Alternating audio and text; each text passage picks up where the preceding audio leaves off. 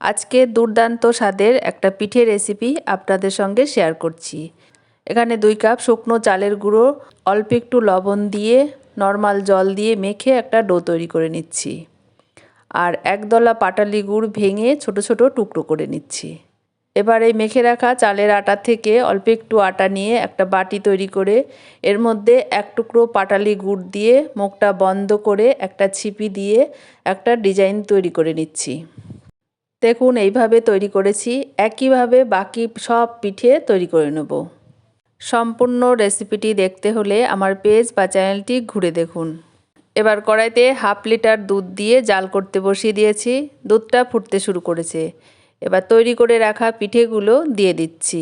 দুধ আর পিঠে কিছু সময় রান্না করে নিচ্ছি।